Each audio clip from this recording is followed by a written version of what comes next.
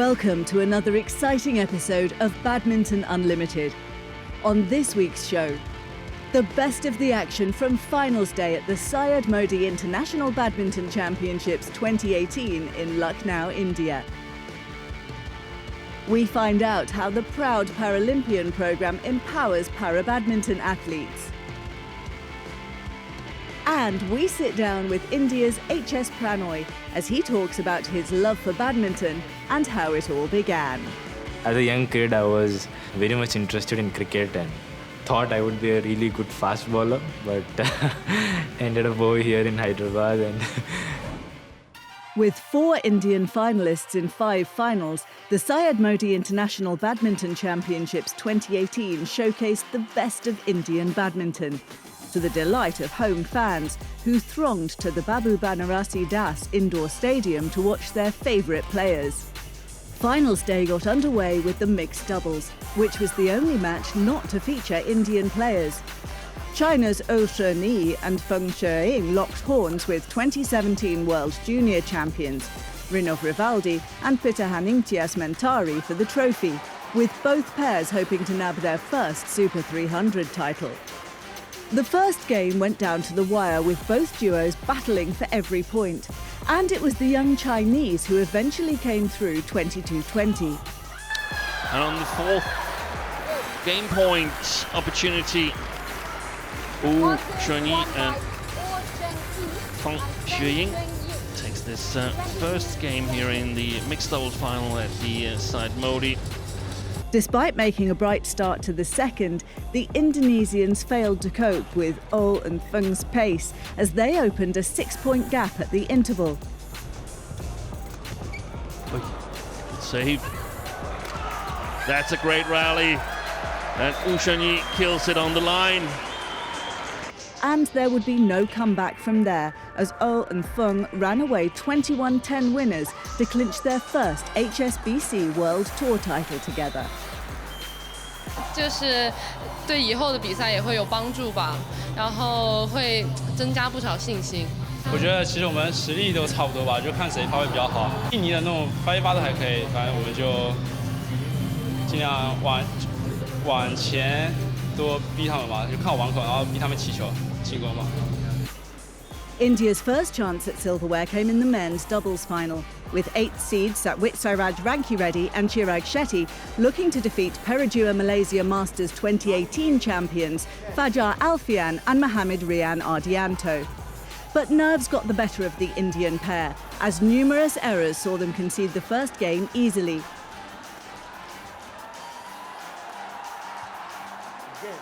Rankireddy and Shetty turned things around in the second to secure 3 game points. However, the big match experience of the Indonesians saw them fight back hard, going on a 5-point run to seal the 21-11, 22-20 victory. Ya mungkin kita komunikasinya coba untuk fokus karena kan masih 17-20 masih belum game, dan kita coba terus asal masuk dulu, asal fokus, dan alhamdulillah kita berhasil bisa. Ya pastinya senang ya bisa menjuarai lagi setelah sebelumnya di turnamen awal tahun kita bisa juara, terus kita belum sempat juara lagi dan akhirnya kita bisa juara lagi, dan itu suatu kebanggaan buat kita. The host nation's best chance of a medal was in the women's singles final, with 2-time champion Sina Nehwal taking on the 19-year-old Han Yu of China. However, the Indian was a shadow of her 2018 self, which saw her win the Commonwealth Games gold as well as reach 2 HSBC BWF World Tour finals. Meanwhile, Han was high on confidence, having beaten 2012 Olympic gold medalist Li Xiaorui in the previous round. Struggling to keep pace with Han throughout the match, Nehwal lost 21-18, 21-8 in just 34 minutes to hand the 2017 Asian Junior champion her first senior title. 很开心吧，这是一个新的开始吧，然后也更加就让自己更加努力往前走。这场球自己还是放得比较好吧，心态就去冲击对手，然后。 落后的时候自己没有想那么多吧，就还是把自己做好比较重要。 Ashwini Ponnappa and N. Siki Reddy then led India's charge in the women's doubles final. against Chou Mei Kwan and Li Mingyin. Having defeated the Malaysians last year in the quarterfinals in Lucknow, Pannappa and Reddy were favourites going into the match. Instead, it was Chou and Li who had their number, not giving the Indians any leeway. The third seeds dominated the match from start to finish to seal the 21-15, 21-13 victory, which meant Pannappa and Reddy were the losing finalists for a second straight year. The win saw Chou and Li secure their first HSBC BWF World Tour title. I'm very, very happy, and this is our first title, and we did it. Yeah. We studied their match, and then we also attacking well, and I think today our performance is very well. So it was left to the defending champion Samir Verma to give the home crowd something to cheer about. And it certainly didn't go according to plan in the final against China's Lu Guangzhou. Verma, who had more than a title at stake, made the worst possible start, losing the opener 16-21.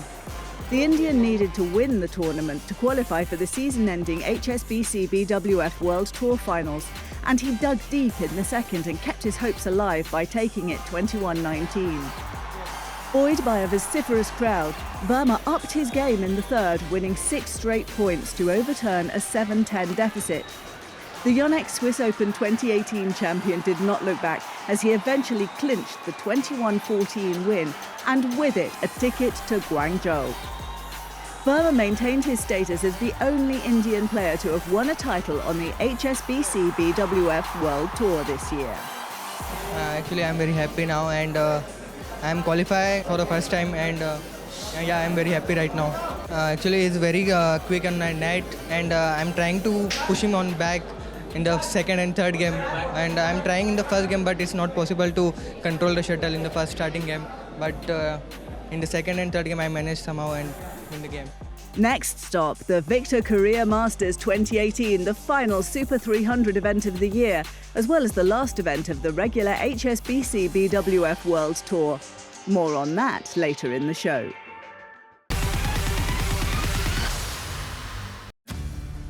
The lovable, hardworking, humble, and a great person to be in. Well, 2007 or 8 somewhere is when I saw him play for the first time. Instinctively, you would realize that he's somebody who is strong, who had even then a strong backhand, and somebody who was a fighter. Mighty praise there from the Indian head coach for India's #2 men's singles player HS Prannoy, who, under the mentorship of Pullela Gopichand, has transitioned from a player with a lot of potential to one of the top shuttlers in the world. This is his story.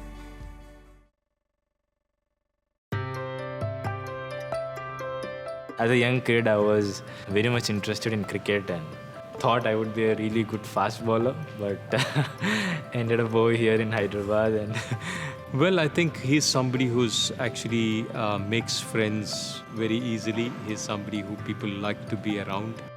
I think he's one person who knows me in and out as a player, as a person. But I'm really glad that I came here, I came to Hyderabad and took a bold decision. I think over the years, as an individual, I've trusted in myself better, I would say. I used to be thinking that I'm not a great player, and I used to really compare with others, saying that I'm not able to reach till there. Now he's somebody who's turning out to be, in a sense, introvert, getting into the aspects of the game which he's analyzing and trying to do his bit of practice and analysis, and that's great to see. I think one thing which he has actually told me, which helps me a lot, is don't plan your practice sessions thinking that you need to perform for a tournament. Think that this is your job as an everyday job, and you come and you do and you finish it off in a good way. So there were matches when I would sit back passively behind and he would say, "Bhaiya, I want you to push me to shout harder," and that's when he fires up and he performs well. So as a personality, he plays his best when he's fired up and he's really roaring to go. There are a lot of things which I've been doing since last couple of years, where it's about keeping number of rackets in the kit bag. That's like 8 pieces. I don't like taking odd number of pieces, so I always keep 8 rackets in my kit bag, and that's one thing which I've been doing since years. And sometimes it works, because mentally it gives you a lot of positive vibes when you're trusting something, and then everything else falls in place. Then you believe that is working. I think the work now is more of mental, I would say, and I think physical aspect we have been doing over the years, and there's only slight improvement you can get in each period of your training sessions. But I think mentally, if you're not mentally strong enough, then it's really tough to focus on what's coming next. And I believe he has many more years of badminton left. He has a body which needs also a bit more time to mature to its best of ability. He needs to understand his strengths more, and even with what he has and what time he's had, he had some great results. And I do expect that he's one of the complete players in the world circuit with an idea of the game which is fantastic. So he needs to understand his body better, he needs to get around his mind a little bit, and then we will have much more consistency in his results.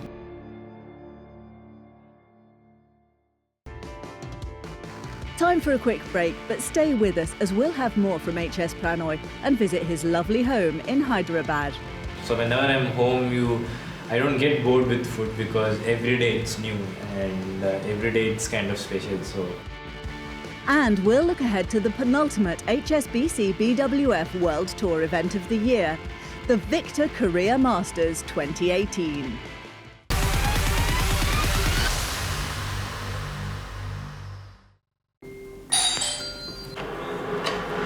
Hey, come. Just finishing up some work. I'll be right back. There's very less things which I actually do on a off day, and I train 6 days in a week, and most probably it would be a Sunday, which is an off day, and I will get up around 8:30 and have breakfast, and then now my mom is there with me in Hyderabad, so I generally take her out. Other than that, it's all about watching movies, and kind of a person who keeps watching so many series also, so that's how my off days goes.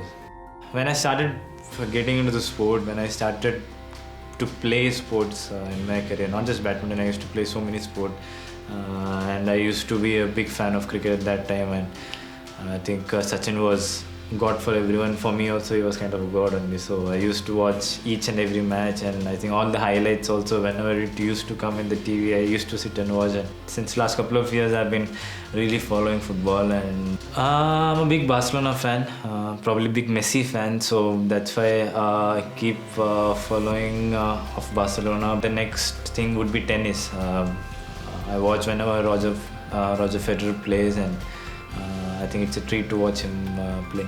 But for me, idols were in badminton. There were a couple of them, I would say, like Tawfiq Hidayat. He was Olympic and gold medalist, and I think Tawfiq was one big idol for me at that time when I started playing badminton, and I used to watch a lot of videos of him and tried to copy him.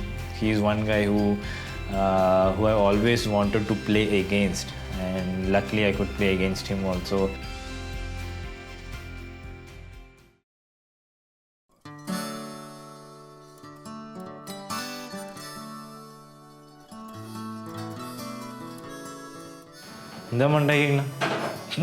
Chicken. This is my mom. So she's been here since last 2 weeks. Yeah. Otherwise she's working back home, and so I got her for a little bit time being right now, so that I have a lot of food restrictions, and I cannot have certain stuff. I cannot have high starchy food. Today's lunch, I have brown rice, then I have dal, one vegetable curry, and it's kind of mixed with carbohydrates. This is protein with chicken. I have around 6 to 8 pieces of chicken a day, some curd, and I have buttermilk also. So that's for today, and a little bit of fruits once I finish my lunch. So that's my general lunch scenes. So whenever I'm home, I don't get bored with food because every day it's new and every day it's kind of special. So once I lose my matches, when the mind is not working, that is a day when it's a cheat day for me. हमारा उधर कुछ अलग खाना बनाता है, डोसा, इडली, इडियप्पम, अप्पम, वो सब इसको पसंद है। नॉन वेज इसका ज़्यादा पसंद है। Mom, dad, and I have a sister. I have an elder sister, and my sister, she's working in State Bank of India, and dad is working in ISRO. He's an ex-Air Force. My dad always wanted me to be a sports person, and mom was kind of reluctant at the start. Under 10 में ये state level बस था, Under 13, Under 16 सब में winner था। फिर इसने Gopichand academy में आया, फिर इसका रिजल्ट तो अच्छा था, फिर इसलिए फिर खुश था। But later on, I think the last couple of years, she is more than interested in me in badminton. She follows each and every match which is happening worldwide, and I think that gives you a slight happiness when you feel that they are actually following you and your results. When you are playing a sport, when you are representing your country, that's one of the biggest, that's one of the proudest moment you can have. And I would say wearing India t-shirt is always a pride, and so many people expecting you to perform each and every time you get onto the court is, I would say, a blessing, because thousands and millions of them play badminton in our country, and to be in the top 2 or to be in the top 10 of the world is, I would say, is not an easy thing. I'm really happy with the way things are going now, and I think the one thing which life has told me is to be happy with whatever you have, and I think I'm pretty good at this moment. So let me enjoy the rest of the Sunday. See you, and thank you so much for the support. Goodbye. Goodbye.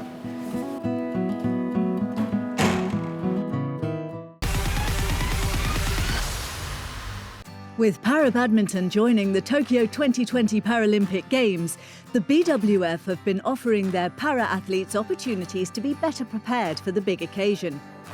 One such opportunity was the Proud Paralympian programme, held during the European Para-Badminton Championship in France last month. The programme is a central hub for athlete learning, supporting the para-athletes from early stages of development through to competition. And over 2 days in Rodez, para-badminton athletes learned how they could do better on and off the courts from renowned para-tennis player Samantha Bullock. We are developing the career of these athletes, so it's important for them to know where they came from, to have a goal, and to know how to deal and step by step on their careers. So it's educational, it's quite important, I think. I think we should and we are create this big sense of community where we can see each other and we can, it's like, oh, I can count on you, you can count on me, we have the same difficulties, we can exchange ideas, and so it's to be proud Paralympian, is to be proud of your movement. So they understand that IPC, the Agitos are here for them. The Proud Paralympian workshop was broken into 4 modules. The Paralympic movement, delving into the history of the Paralympic Games and its core values. Athlete health and well-being, sharing ways to take care of one's physical and mental health better. Working with the media, helping athletes cope with the limelight. Dual career strategy, preparing athletes for life after and outside of competition. All key to an athlete's success at the elite level.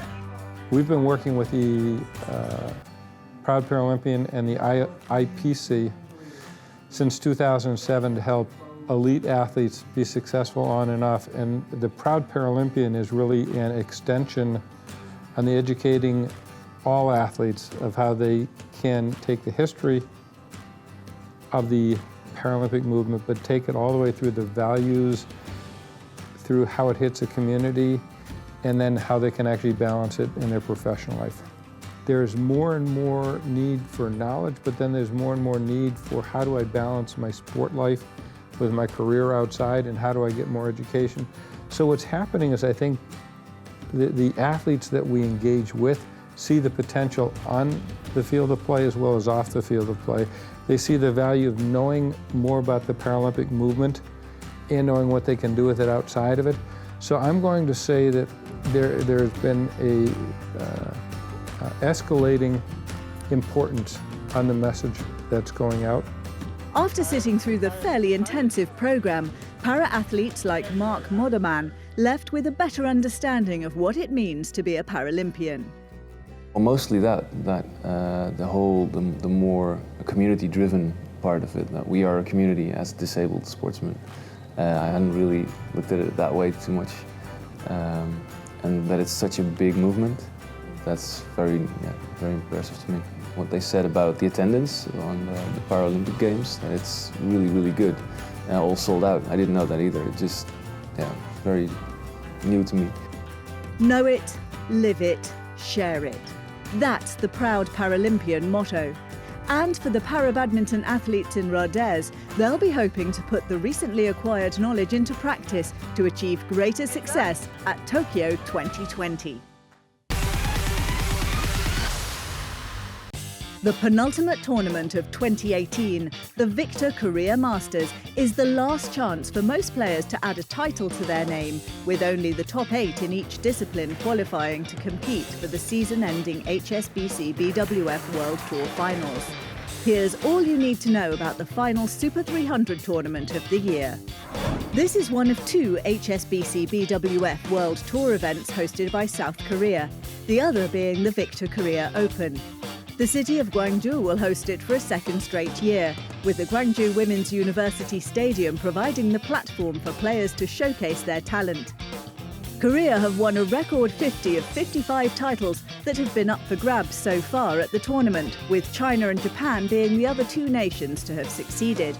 Korean number 1, Son Wan-ho, will lead the men's singles charge in a tricky field that features multiple HSBC BWF World Tour winners. Son, who will be looking to finish his year on a high after a first HSBC BWF World Tour title victory in Hong Kong, faces stiff competition from a trio of Indonesians.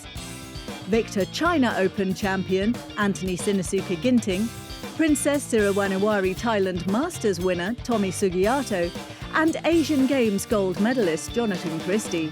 The men's doubles contest will be equally intriguing, with a good mix of experience and youth looking to set the field alight. Peradua Malaysia Masters 2018 winners and top seeds Fajar Alfian and Muhammad Rian Ardianto lead countrymen and fellow title winners Muhammad Arsan and Hendra Setiawan, as well as Beriang Griawan and Hardianto in another strong Indonesian contingent. Bring Yonex French Open champions 2018 Han Cheng Kai and Zhou Haodong into the fold, and the battle promises to go down to the wire. So mark your calendars from the 27th of November to the 2nd of December for the Victor Korea Masters, the last tour event of 2018.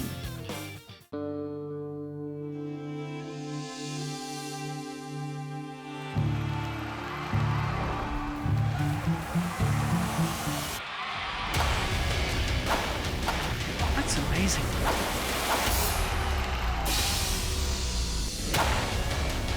Look at that.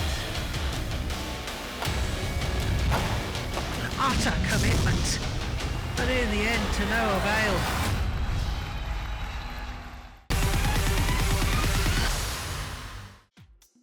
Before we go, let's check out what your favourite players have been posting on social media.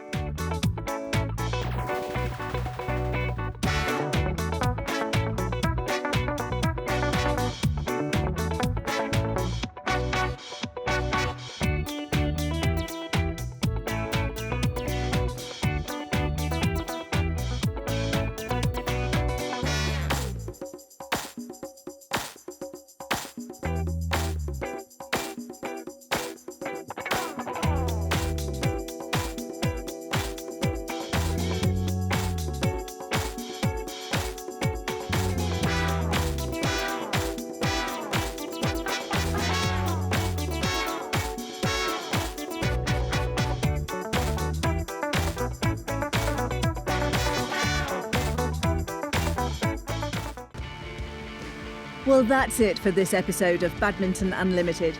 Join us again next week as we'll review the action from finals day at the Victor Korea Masters 2018. And we'll take an in-depth look at para-badminton as it makes its Paralympic Games debut in 2020. In the meantime, remember to log on to the BWF fan site www.bwfbadminton.com for the latest news, stories and features on the sport.